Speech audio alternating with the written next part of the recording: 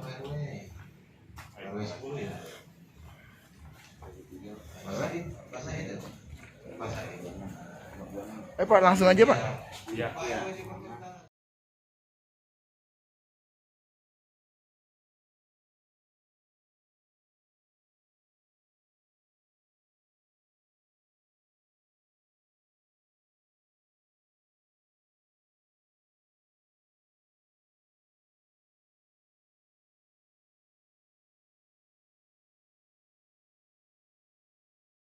Di depan masih kosong, Ibu. Ibu RW, silakan. Ini ada perwakilan juga dari PKK ya. Silakan. Bapak-bapak tinggal menyesuaikan aja bangku yang masih kosong. Bapak tinggal ke depan. Pak Soleh, depannya Pak Soleh. Isi.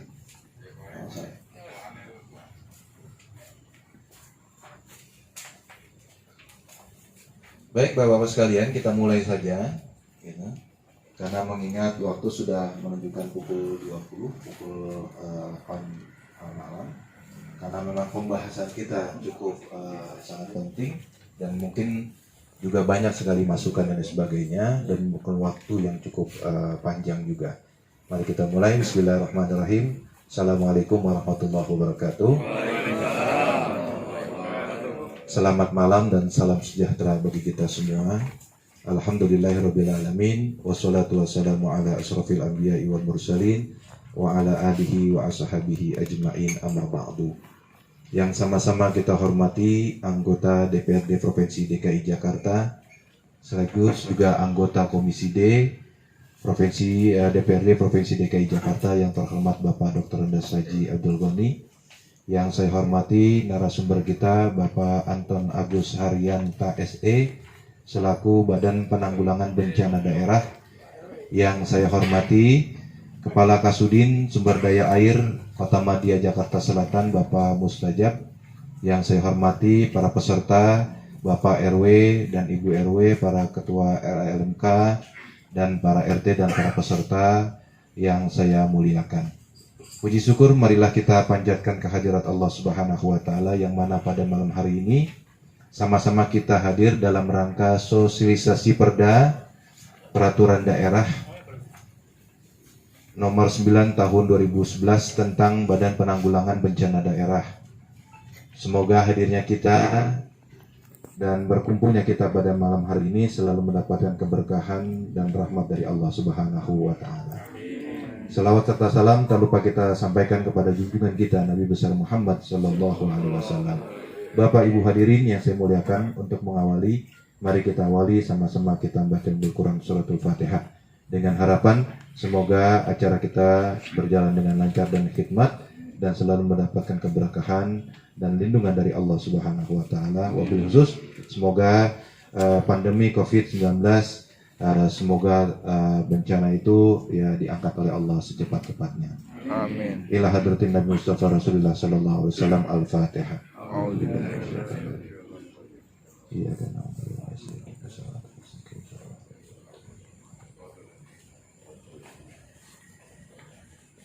Terima kasih Bapak dan Ibu sekalian, marilah kita dengarkan kata sambutan yang akan disampaikan oleh Bapak Dr. Andes Haji Abdul Ghani selaku anggota DPRD Provinsi DKI Jakarta. Kepada beliau waktu dan tempat dipersilahkan.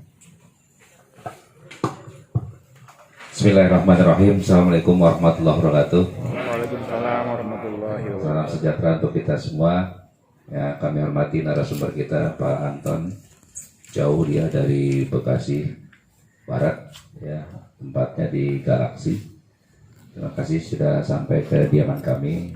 Yang kedua ya Pak Mustajab selaku Kepala Sudin Jakarta Selatan Sumber Daya Air, dan ketua-ketua RT yang berbatasan dengan Sungai Kali Krukut.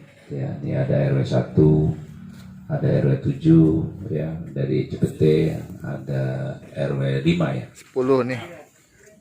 RW 6, RW 6 Cipete Utara ya, yang perbatasannya. Kenapa saya undang warga RT RW atau masyarakat yang ada di yang terlintas di Kali Krukut? Ini satu fenomenal yang sudah tidak asing lagi dari tahun ke tahun, ya, dari zamannya Ali Sadikin sampai terakhir Pak Gubernur Anies Baswedan ini, masalah Kali Kerukut nggak pernah selesai. Banjirnya, ya, terus juga sudah diberikan pompa juga tidak begitu maksimal. Nah, pada malam hari ini kami mengundang untuk semua masyarakat RT RW yang terlibat dan kemitraan di Pemprov DKI untuk bisa menyimak, ya, insya Allah kalau kita sudah mensosialisasikan perda ini dan kami sebagai anggota DPRD ini bisa mendorong yang penting kesiapan dari sumber daya air dengan PUPR pusat, ya, sehingga supaya tidak tumpang tindih, tidak saling menyalahkan. Kadang-kadang di sini nggak hujan, di Bogor hujan, ya kita menyalahkan ini gara-gara Bogor nih hujan, air ngirim ke Jakarta. Padahal Jakarta itu memang rendah, ya. Sekarang kalau dihitung penurunan tanah di Jakarta itu sudah sekian, hampir sekitar 60%, ya kalau kita lihat. Belum lagi hujan, belum lagi rob, belum lagi bencana-bencana yang lain, ya. Ini merupakan satu fenomenal yang harus kita selesaikan bersama, dan insya Allah di tahun-tahun yang akan datang ini Jakarta ini sudah terhindar daripada banjir, ya. Yang selanjutnya saya berharap hasil dari sosialisasi perda ini sehingga itu mempunyai output, ya, sehingga tentunya masyarakat RT atau masyarakat yang punya tanah di pinggiran Kali Kerukut ini harus mengikhlaskan nantinya kalau memang itu dibebaskan. Kalau dibebaskan itu jangan juga masyarakat kekehnya gue mau kalau mau dibayar sekian gitu, ya, nggak bisa. Karena kalau misalnya kita ikutin dari aturan zamannya Belanda, ya, sampai sekarang yang sudah direvisi dan sebagainya, itu kita salah. Karena itu ada yang namanya trase yang pertama itu trase, yang kedua lebar dari sungai itu yang tadinya mungkin 15 meter sekarang mungkin tinggal 8 meter. Jadi sudah sangat jauh sekali masyarakat. Apalagi kalau, maaf, kalau orang Betawi, gua nggak mau tahu, pokoknya ini gua dulu beli tanah batasnya ini. Ini udah, kalau udah begini udah saklek susah. Nah, ini harus diberikan masukan-masukan supaya terhindar daripada banjir, ya. Dan DKI terus berupaya untuk bisa menyelesaikan masalah banjir. Masalah banjir itu bukan hanya menguruskan 13 sungai yang ada di wilayah Jakarta, tapi juga yang namanya saluran-saluran penghubung dan sebagainya itu juga harus Nah, kalau saluran-saluran penghubung itu tugasnya SDA. Tapi kalau misalnya untuk sungai, pembebasannya itu kewajibannya, penganggarannya ada di DPRD DKI, Pemprov DKI. Pekerjaannya PUPR pusat. Makanya tujuan daripada Pemprov DKI dengan PUPR pusat sehingga persoalan banjir di wilayah kita ini selesai.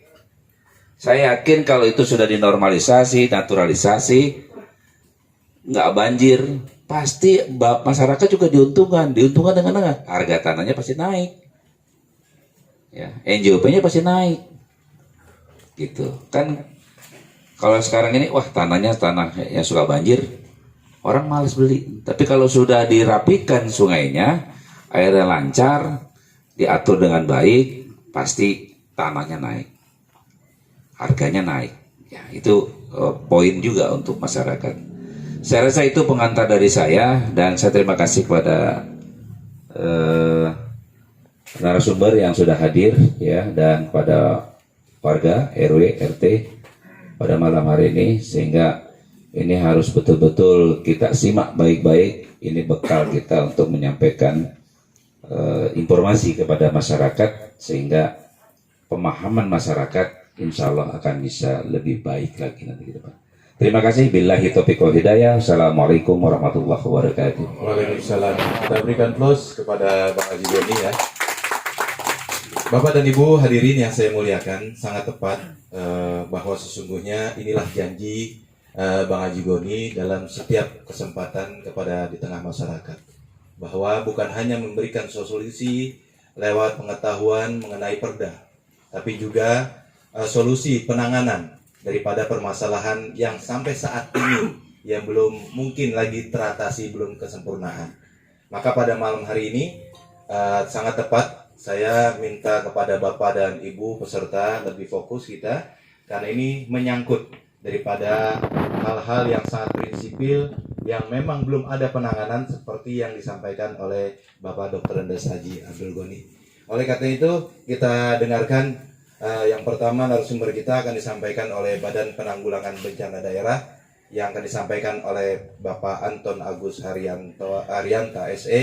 Mohon izin Pak, kita lebih banyak dialog ya Pak dibanding ini. Kami berikan waktu 20 menit untuk presentasi, setelah itu kita banyak dialog. Kami persilakan Pak.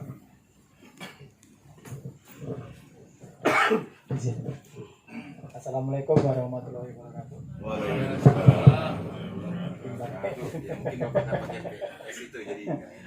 Iya. Yang terhormat Bapak Haji DRS Haji Abdul Goni sebagai Ketua DPRD ya di Jakarta, dan yang kedua juga yang kami hormati dari Kasudin Sumber Daya Air Jakarta Selatan Bapak Mustajab, dan ibu bapak sekalian yang kami hormati, Ketua RW, Ketua RT, KPKK, dan tokoh masyarakat dari kedua kelurahan ya Pak, dari Cipete Selatan dan Cipete Utara. Izinkan kami mewakili BPBD Provinsi DKI Jakarta yang mana pada kesempatan hari ini menjadi satu kehormatan, menjadi satu sungguh merupakan satu kesempatan yang baik. Dan terus terang Bapak sekalian, kami dari BPBD Provinsi DKI Jakarta dalam konteks semacam ini baru pertama kali mendapatkan kesempatan dari 3 pilar, dari Dewan, kemudian dari masyarakat, dan kami dari pemerintah hadir bersama-sama untuk membahas apa yang dalam tanda petik setiap tahun kita hadapi tamunya. Karena dia pakai gitu jadi kan nggak masuk. Tepuk tangan dulu dengan acara ini untuk saja Bapak sekalian, dan terima kasih Bapak Haji Abdul Goni dalam kesempatan ini menjadi Sayyidul Hajat kesempatan pada hari ini. Kami kebetulan mewakili di BPBD ini juga sebagai ketua forum, jadi forum pengurangan risiko bencana Bapak sekalian.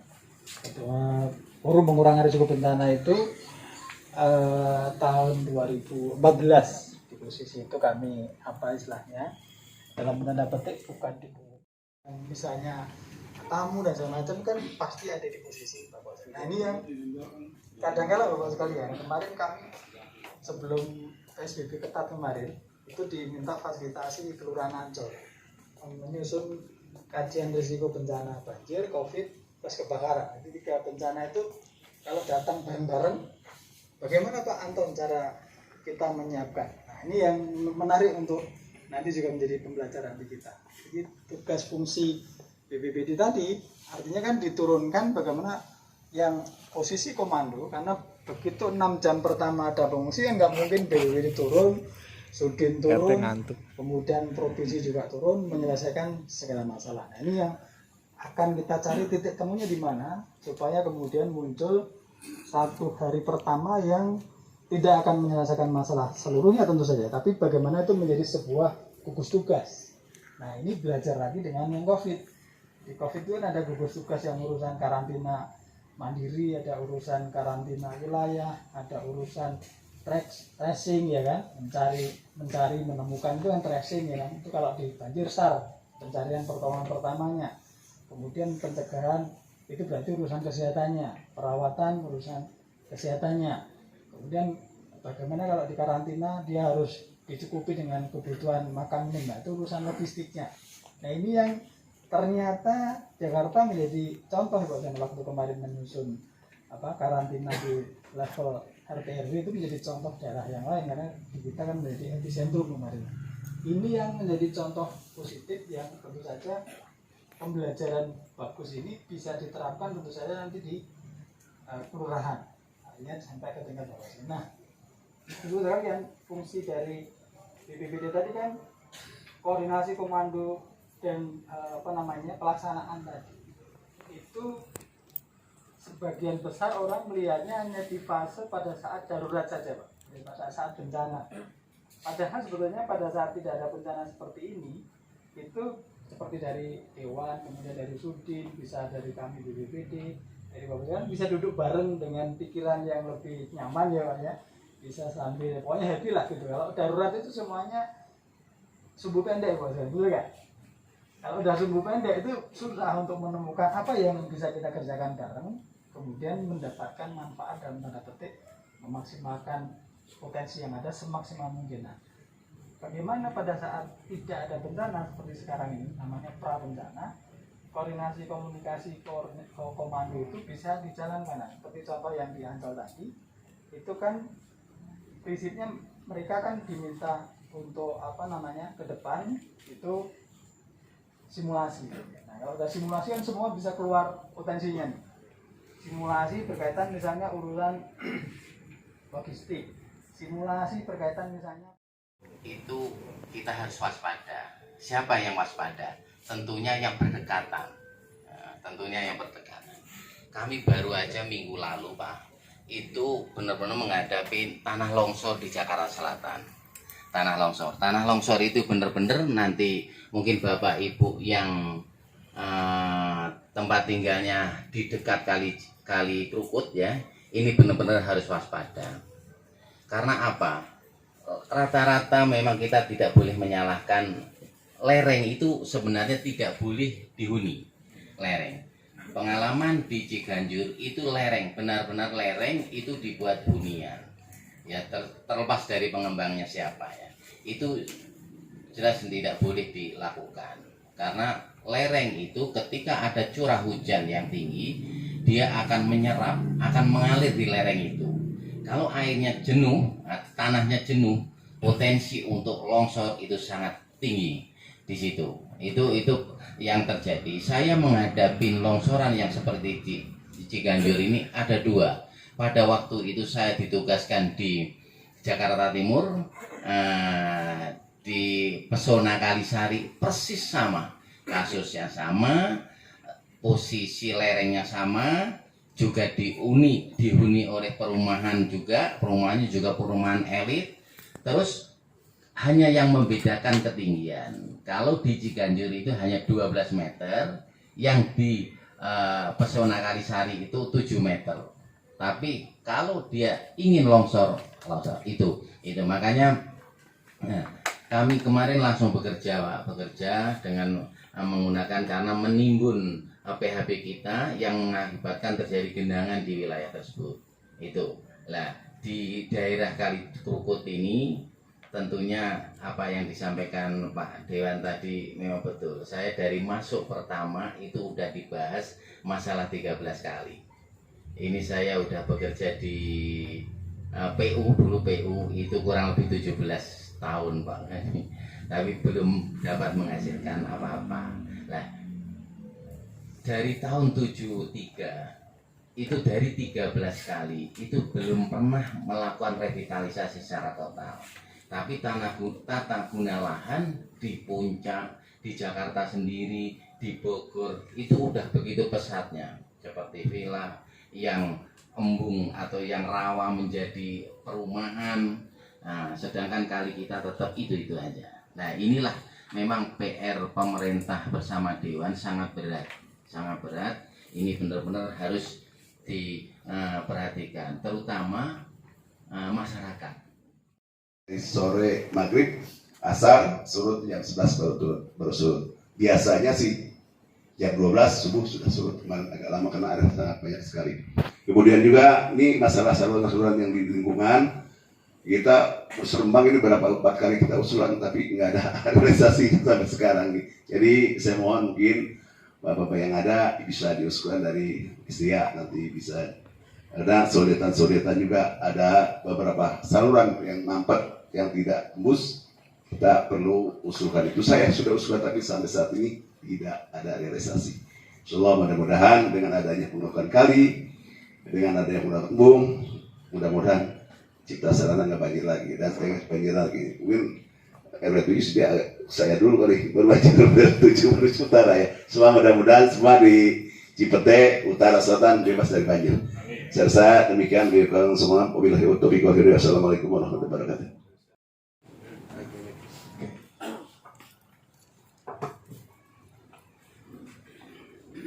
Banjir.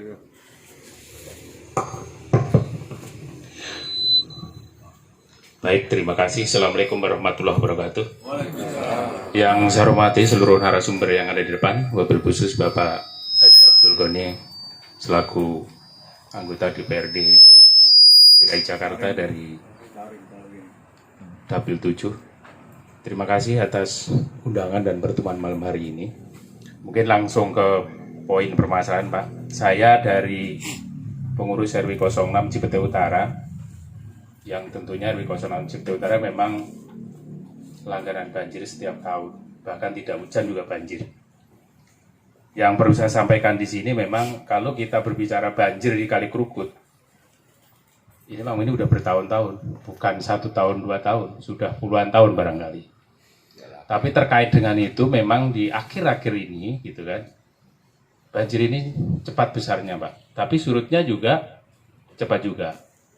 Tapi yang perlu digarisbawahi atau yang perlu di inventarisasi lagi adalah terkait dengan pembangunan pengembang Pak barangkali. Yang kadang-kadang pengembang ini ketika membangun, dia di bantaran pinggir Kali Krukut sama, dia tidak akan memikirkan kanan kiri, bahwa kanan kiri itu ada penduduk warga kecil gitu kan. Kayak contoh di Lipo Mall Kemang Pak. Ketika Lipo Mall Kemang itu belum dibangun, warga kami memang benar Pak tergenang air, tapi tidak separah dengan sekarang ini. Kenapa ini saya sampaikan? Karena tanggul Lipo Mall Kemang itu luar biasa tingginya. Itu yang pertama. Yang kedua, ketika mereka bikin tanggul, itu karena memang dia pikir itu tanah dia gitu kan. Ya seenaknya gitu kan, nggak memikirkan sebelah kanannya itu tanah siapa gitu. Atau warga itu penghuninya bagaimana? Nggak ada Pak. Jadi yang saat ini terjadi ketika air mengalir di Kali Krukut ya sudah langsung luber ke warga masyarakat. Tapi syukur alhamdulillahnya saya, walaupun kurang lebih 1.000 jiwa yang terendam di sana, di RW 6 tidak pernah ada pengungsi Pak. Tadi sampaikan Pak Haji Abdul Ghani betul gitu kan, nggak ada yang ngungsi memang. Ya tadi saya sampaikan, yang contoh di apa tadi di daerah Jatinegara barangkali rumahnya tingkat ya mereka naik ke atas gitu kan. Tapi persoalannya begitu mau turun kan nggak berani gitu. Karena lebih dari 2 meter juga pernah terjadi gitu. Dan ini terjadi setiap tahun bukan sekali 2 kali. Bahkan saat ini Pak sekarang ini lagi terendam Pak gitu kan. Lagi terendam. Kemudian yang kedua Pak, tadi Pak dari narasumber SDO udah nyampaikan. Cuman yang di RW 6 itu kurang lebih sudah 1 tahun ada alat yang ditaruh di sana. Kurang lebih 1 tahun. Tapi bukan dari SDO, mungkin itu dari PUAir ya, PUAir dari bawah lingkungan hidup. Memang hanya jaga sampah bahasanya. Cuman kadang-kadang kan persoalan saya begini Pak. Ketika kita ada kerja bakti massal gitu kan.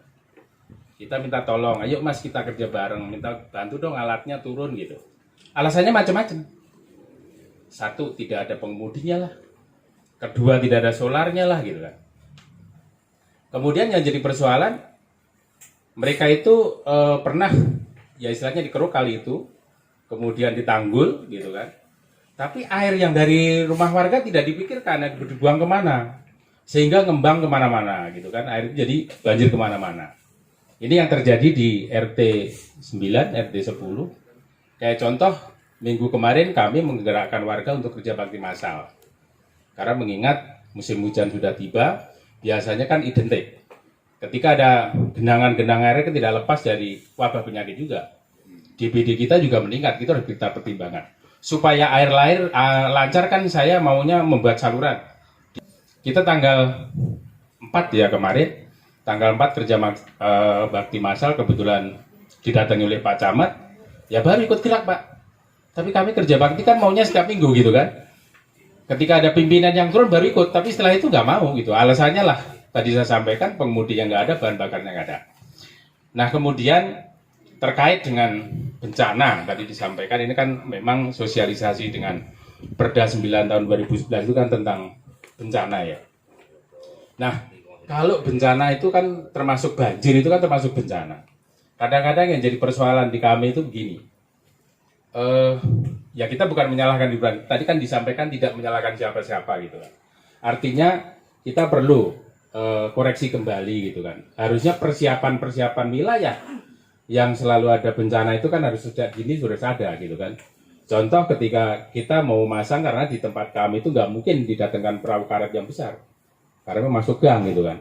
Solusinya hanya satu gitu kan. Kalau nggak ban besar ya tambang gitu kan.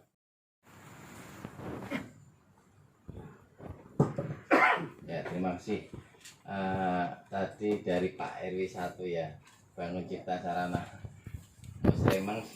Musrembang sudah 4 kali, namun tidak dikerjakan. Ini yang di kompleknya Pak ya, yang ada pintu airnya itu. Iya. Ya. Waktu sebulan yang lalu nggak salah, itu udah kami tinjau, memang pintu airnya ya rusak, kropos gitu ya.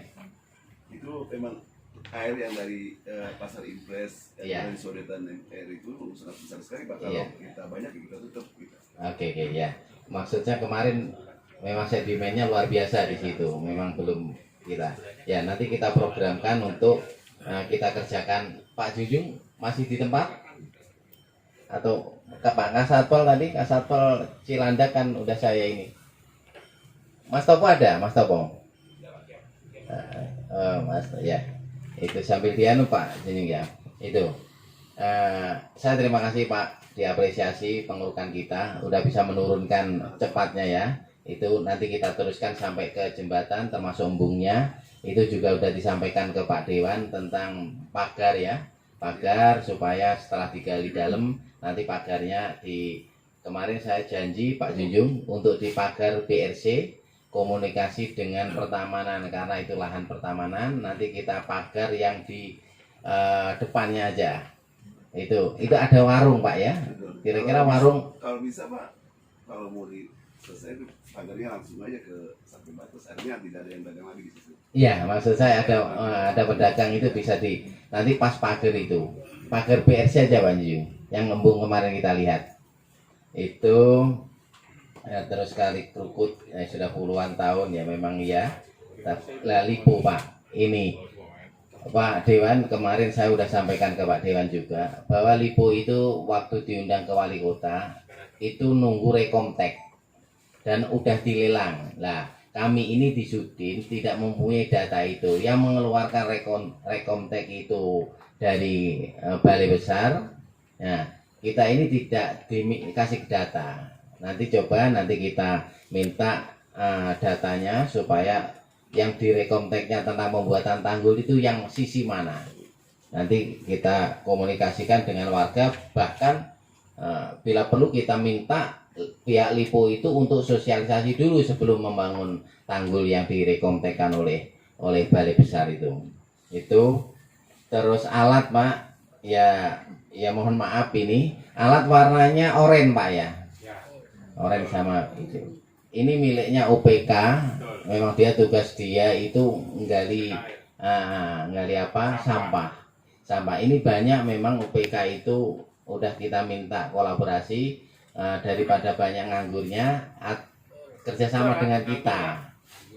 Kerjasama dengan kita jebur aja sekalian di kalinya, kita sama-sama ngeruk lumpurnya. Atau memang kalau bilangnya Pak RT tadi tidak ada solarnya, ya kita bisa MOU sama kita bantu BBM-nya, dia alat sama operatornya. Kita alhamdulillah Pak Jujung solar kita nggak pernah beli ya, alhamdulillah kita nggak pernah beli solar kita. Nanti gitu Pak Dewan bisa perlu didorong, udah kasihkan SDA aja, kalau memang bantu BBM kita bantu BBM-nya. Itu kita bisa lakukan. Yang udah kita lakukan Pak RT Bapak Ibu itu dengan Bina Marga. kami sama Pak Gubernur diminta untuk pematangan lahan perluasan makam COVID. Itu kita dibantu sama Bina Marga, dump truck itu sampai 30 unit. Jadi galian tanahnya kita yang gali dengan alat kita, yang ngirim ke Rorotan itu mobilnya Bina Marga yang warnanya kuning. Nanti kita komunikasikan Pak RT. Terus ini semalam itu saya baru diminta data-data logistik. Ini kalau istilah kami waktu zaman ke-PU-an itu bahan banjiran, Pak. Bahan banjiran seperti yang Pak RT sampaikan tadi, tambang, perahu, ban, dapur umum. Lah, yang tambang dan ban dapur umum ini memang tugas dari sosial ya. Kalau kami yang kita milikin itu pompa apung, alat berat, bahan banjiran itu seperti pasir. Ya, RW 10 itu saya memperhatikan memang tuh dataran kali itu kali itu udah sangat dangkal, Pak. Jadi tingkat lumpurnya itu sudah sangat tinggi. Seringkali GT kami pun itu nyangkut di jalan, Pak. Jadi itu mohon diperhatikan. Nah, lalu yang tadi Bapak Anton sebut atau ceritakan tentang awal tahun lalu, bahwa Januari tahun lalu itu kita ada curah hujan yang cukup besar ya Pak ya, 3 kali curah hujan. Namun ada keunikan di lingkungan kita, Pak. Jadi di RT 1 RW 10 ada perumahan itu bisa dibilang tingkat 1 ada tingkat 2. Jadi ada atas sama bawah. Yang perumahan bawah itu udah otomatis nggak bisa kepake karena debit air itu udah sangat tinggi, sampai sekarang udah nggak kepake. Nah, cuma uniknya di banjir awal tahun kemarin itu airnya udah sampai yang atasnya lagi, Pak. Iya. Jadi bawahnya sih udah pasti ini udah nggak bisa kepake, udah beberapa tahun lalu. Cuma uniknya lagi airnya udah sampai atas dan itu udah masuk ke rumah, Pak. Walaupun tingkatnya itu masih semata kaki. Nah, setelah kami perhatikan, ini ada mitigasi yang bisa diambil, Pak. Jadi nggak jauh dari situ ada rumah, ini masih bentuknya tanah kosong tapi diuruk. Jadi urukan ini persis posisinya ada di belokan Kali Krukut, di belokan aliran sungainya.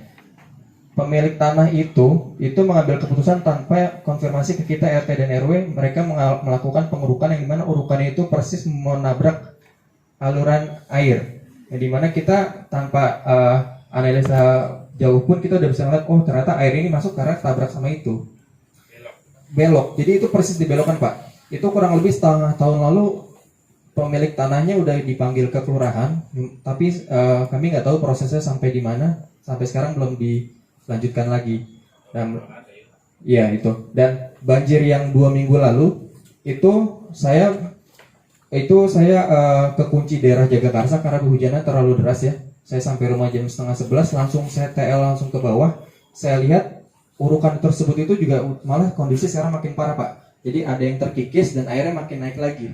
Seperti itu. Jadi dari cerita ini semoga lingkungan kami khususnya RW 10 itu bisa diperhatikan lagi, karena yang tadi cerita pertama dataran kalinya itu udah sangat penuh dengan lumpur dan semacamnya, dan juga ada sebenarnya mitigasi yang bisa dilakukan itu adalah di belokan aliran sungai ada bangunan warga atau urukan warga yang menabrak aliran sungainya, Pak. Bahkan beberapa orang pun mau renovasi udah nggak berani kan, karena ada yang pembebasan lahan atau apapun itu, malah dia dengan nekat melakukan pengurukan seperti itu. Mungkin itu aja, Pak, yang bisa diceritakan, semoga bisa jadi perhatian. Sebelumnya kami mengucapkan terima kasih. Wassalamualaikum warahmatullahi wabarakatuh. Lebar berapa tadi kalinya?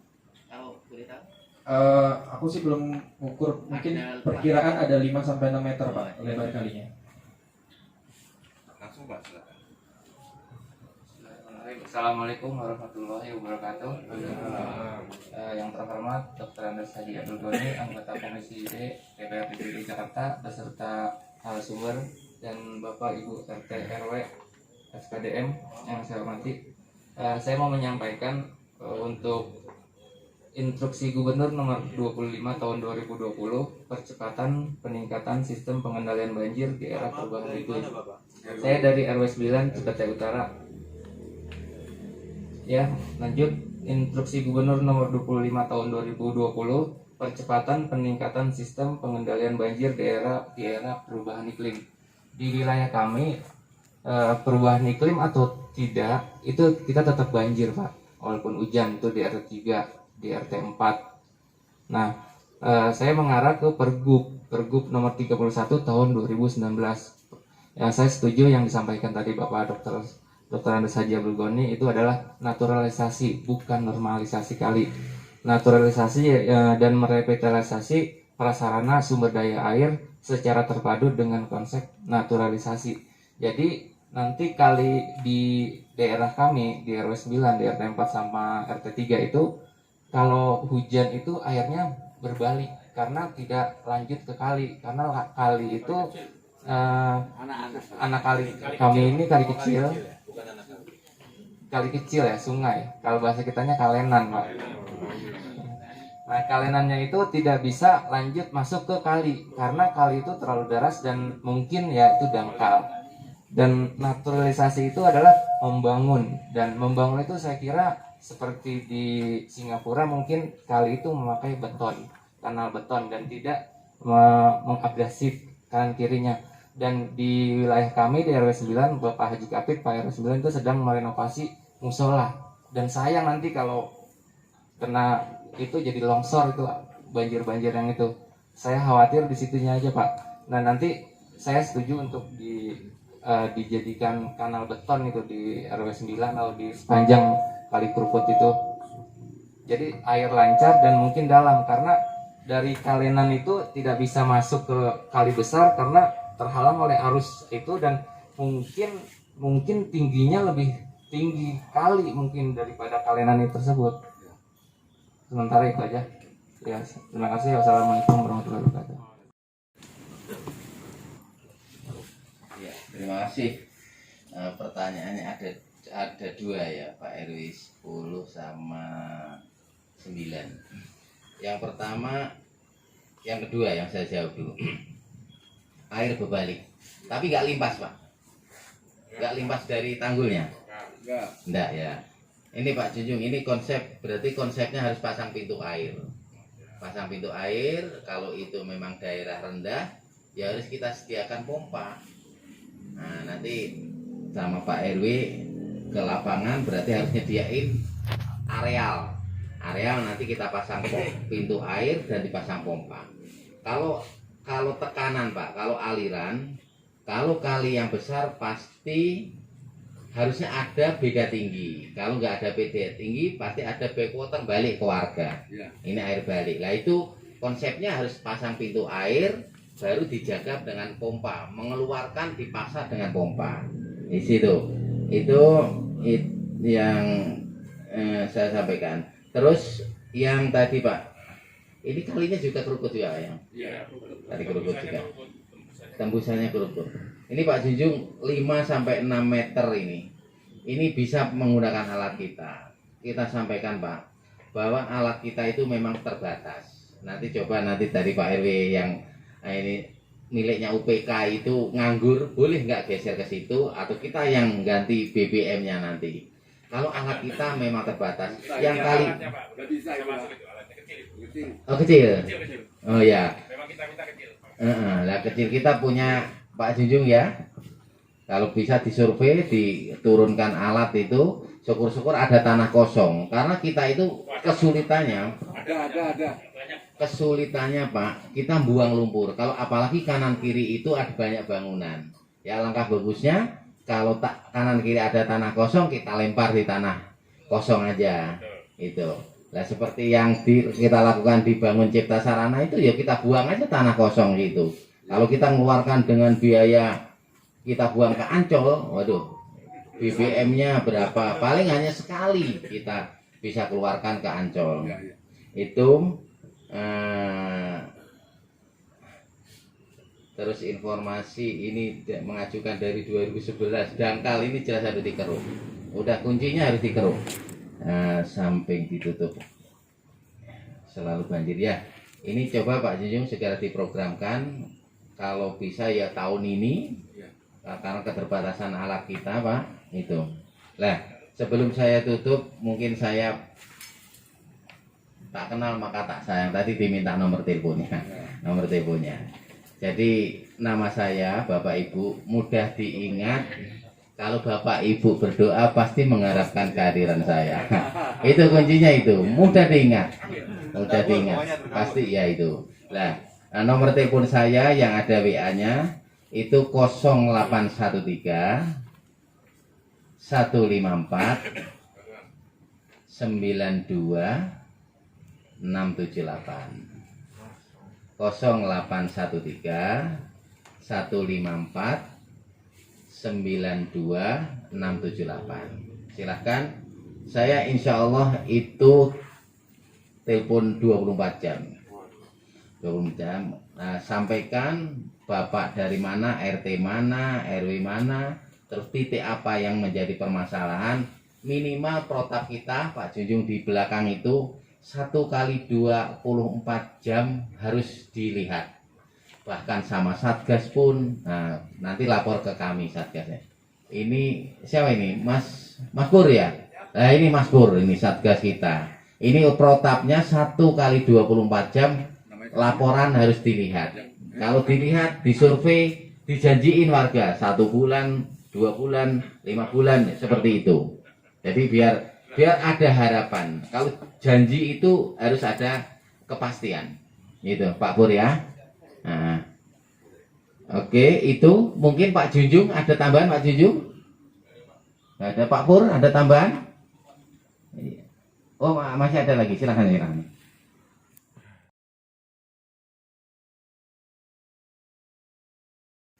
Kita sudahi pertemuan dan sosialisasi perda pada malam hari ini. Sama-sama kita baca Alhamdulillahirabbil alamin.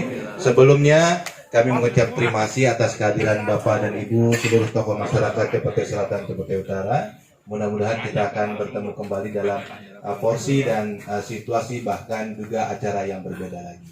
Sebelumnya mohon izin para narasumber kita foto bersama dengan Pak Dewan kita. Ya mungkin duduk aja. Mohon izin Pak RW, boleh nanti Pak RW di belakangnya karena juga standar COVID ini masalah standar kesehatan. Jadi nggak apa-apa di sini. Nah, ditambah Pak RW dan sebagainya. Bapak dan Ibu sekalian, jangan meninggalkan dulu karena ada bingkisan konsumsi yang diserahkan nanti oleh panitia dan juga pengganti transport. Sekali lagi saya mengucapkan terima kasih atas penghargaan dan kehadiran para tokoh masyarakat. Mudah-mudahan kita selalu mendapatkan kesehatan dari Allah Subhanahu wa taala dan kita akhiri bila terkebudaya. Assalamualaikum warahmatullahi wabarakatuh.